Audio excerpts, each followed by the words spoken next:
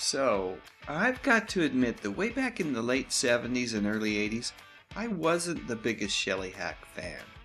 You see, Shelley was the much publicized replacement for Kate Jackson on Charlie's Angels when she left that series after season 3.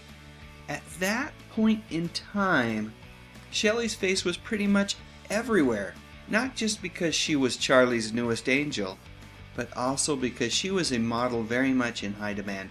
In fact, before Townsend Detective Agency, the actress who played Tiffany Wells would work for another Charlie. A faceless Charlie, but a very well-known one at that. She was probably best known, in fact, for the many, many advertisements that she appeared in for the Charlie fragrance for women. So with all that said, when season 4 of Charlie's Angels debuted and the ratings began to slip, I blamed the slide in popularity on Ms. Hack. Some TV critics said that she was just too darn classy for the show, but I believe that the show had actually just run its course. It really wouldn't have mattered who was brought on, as was demonstrated the next year when Tanya Roberts replaced Shelley. The show's one-time rabid core audience had moved on to other things. A few years later, Hack re-emerged on a CBS medical drama called Cutter to Houston, and despite co-starring a, very young Alec Baldwin, the show was not a hit. And the following year, Hack was slated to join the cast of NBC's Night Court for its sophomore season.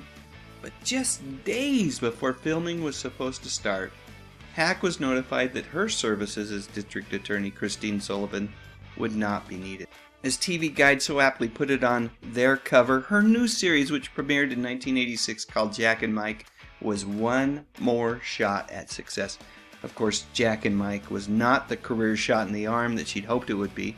As time rolled on, Hack found that smaller roles in movies were giving her an opportunity to play different kinds of characters, and she was receiving critical accolades for those roles. Most notably, early in the 80s in Martin Scorsese's The King of Comedy, and then later on in that decade in the suspenseful horror film The Stepfather. But you know what? The thing that I find most interesting about Shelley Hack is that, according to her own personal blog, during the 90s, she took the time to step out of the limelight and get involved in other more personal, more impactful causes. She was a media consultant for pre- and post-conflict countries. A good example of one is Bosnia. Wikipedia reports that Hack was a prominent figure who worked tirelessly within these countries to help cultivate an independent media. We're talking about newspapers, radio, and television.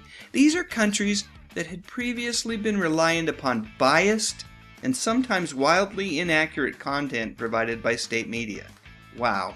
Just wow. That's all I can say. I am so impressed with this wonderful lady. It would have been so easy for her to just go on and live an easy life.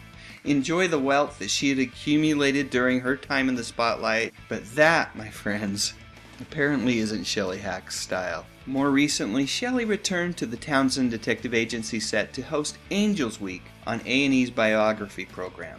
And she also partnered with her husband, Harry Weiner, to create a film production company called Smash Media.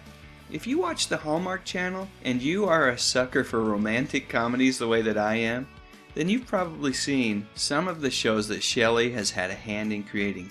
I'm especially fond of the holiday movies that show up on channels like Hallmark and Lifetime towards the end of the year. They're lightweight and fun to watch. Come to think of it, a lot like many of the episodes of Charlie's Angels way back in the late 70s. Alright, now it's your turn. Please share your memories in the comments section, and while you're at it, I would appreciate a thumbs up. Maybe share this video on Facebook or Twitter, and what the heck, why not subscribe to the channel? I talk about music, movies, and television, mostly from the 50s, 60s, 70s, and 80s. You know, the good stuff. But most importantly, and as always, thank you so much for watching.